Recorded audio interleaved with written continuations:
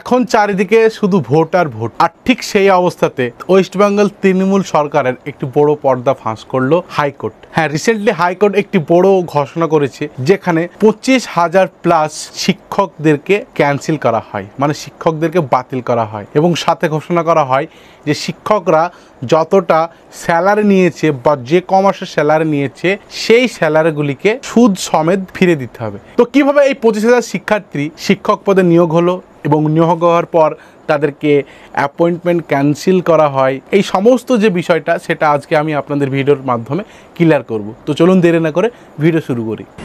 এই যে চাকরিগুলো বিক্রি হয়েছিল, সেই চাকরিগুলো বিক্রি করা চাকরিগুলো থেকে তারা টাকা খেয়েছেন। সেই টাকা কালীঘাটে এবং হরিশ মুখার্জি রোডে এবং ক্যামাক স্টেটে গেছে।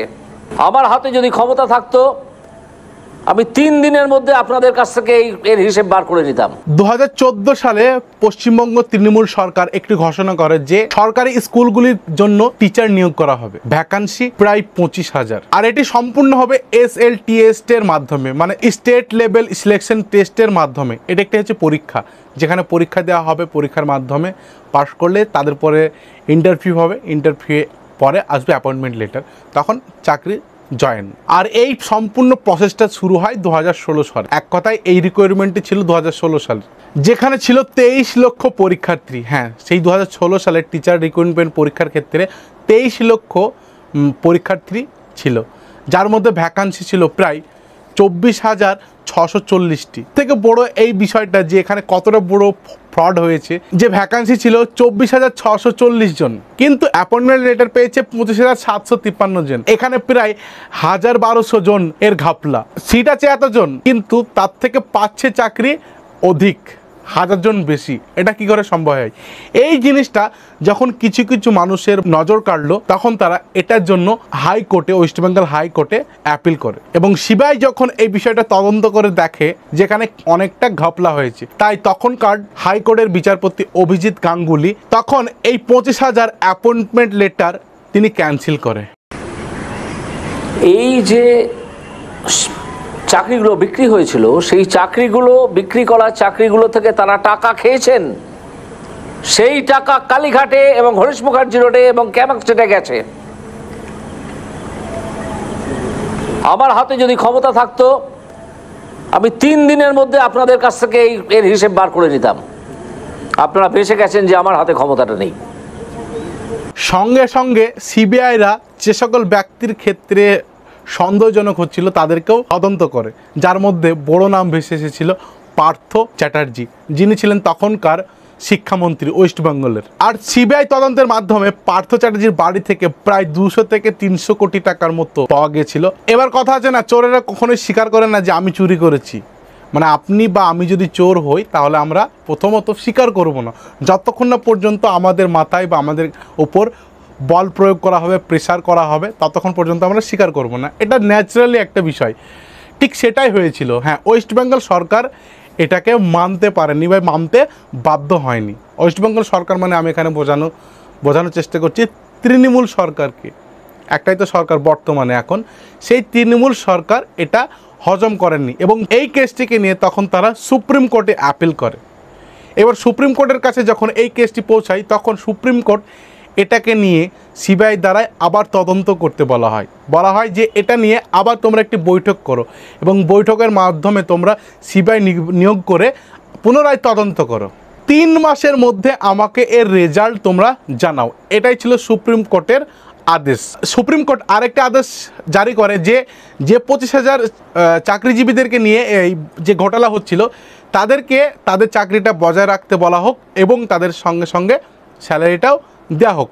এটাই ছিল সুপ্রিম কোর্টের আদেশনামা। এভাবেই চলছিল। সিবিআই এটি তদন্ত করে জানায় সুপ্রিম কোর্টকে যে এটি হ্যাঁ সম্পূর্ণই ঘোটালা, এখানে 24,000 ভ্যাকান্সি আছে, সেখানে নিয়োগ হচ্ছে 25,000 এবং কি এখানে দেখা গিয়েছে প্রায় ব্ল্যাঙ্ক সিট। ওই সিটটা একদম ব্ল্যাঙ্ক ছিল, মানে খালি ছিল, সেখানে জাস্ট নাম, রোল নম্বর, রেজিস্ট্রেশন নাম্বার এইগুলো লিখে রাখা ছিল, বাকি পুরো খালি ছিল।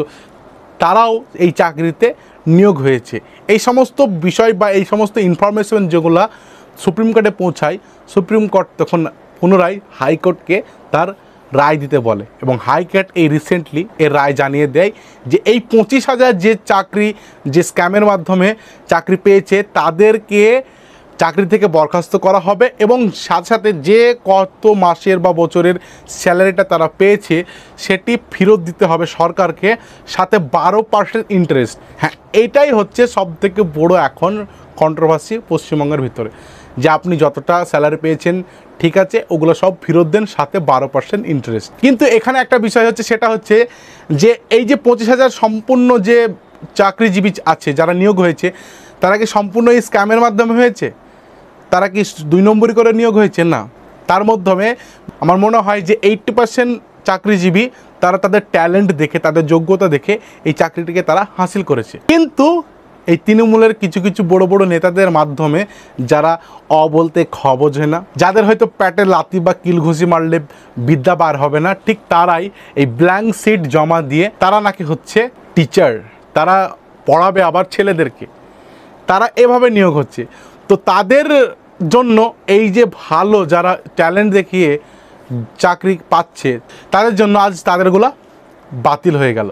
তো আমার মনে হয় এই বিষয়টা নিয়ে আবার অনেকে সুপ্রিম কোর্ট বা হাইকোর্টে আবার এই কেসটিকে আবার পুনরায় বৃত্তি করবে। কিন্তু চোর কখনো স্বীকার করে না যে আমি চোর, শেষমেশ কিন্তু চোর এমনিতেই ধরা পড়ে যায়।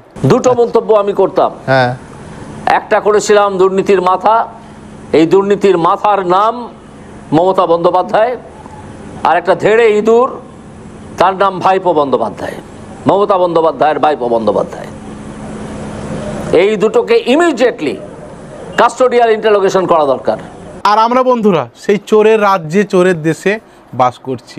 না, গ্রামে গ্রাম বাংলায় দেখবেন আইসক্রিম বিক্রি করে, তারা বলে যে দিদি খাচ্ছে, দাদা ভ্যাল ভ্যাল ভ্যাল ভ্যাল করে তাকাচ্ছে, আর দাদা খাচ্ছে, দিদি ভ্যাল ভ্যাল ভ্যাল ভ্যাল করে তাকাচ্ছে।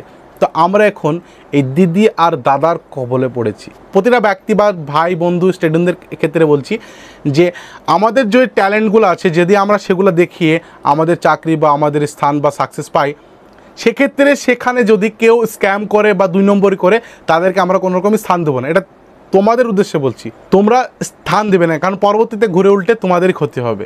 এখানে শিখে নেওয়া উচিত যে একটা লাইনে যদি থাকেন, সেই লাইনের মধ্যে যদি কেউ 2 নম্বর করে ঢুকে পড়ে, সেটা যদি আপনি দেখেন বা লক্ষ্য করেন, তখনই তাকে সেখান থেকে বার করে দেবেন। না হলে দেখবেন সেখানে কোনো না কোনো কারণে গন্ডগোল হয়েছে, লাইনটি পুরো চেঞ্জ, বাদ, আপনি কোনো কিছু বলেননি, জাস্ট দেখেছেন, দেখবেন আপনি পেছনে পড়ে গেলেন। ঠিক এক্ষেত্রেই হয়েছে, যেগুলো স্ক্যাম হচ্ছে, যারা স্ক্যাম করছে তাদের কাছ থেকে বিরতি থাকুন এবং তাদের জন্য আন্দোলন করুন, নাহলে আপনাদেরই বা আমারই সকলেরই ক্ষতি হবে। তো বন্ধুরা, আজকের মতো এই পর্যন্ত ছিল। ভিডিওটি দেখে যদি ভালো লাগে তাহলে অবশ্যই চ্যানেলটি সাবস্ক্রাইব করবেন আর একটি লাইক দিয়ে যাবেন। তো এখনকার মতো টাটা, বাই বাই, আবার দেখা যাবে নেক্সট ভিডিওতে।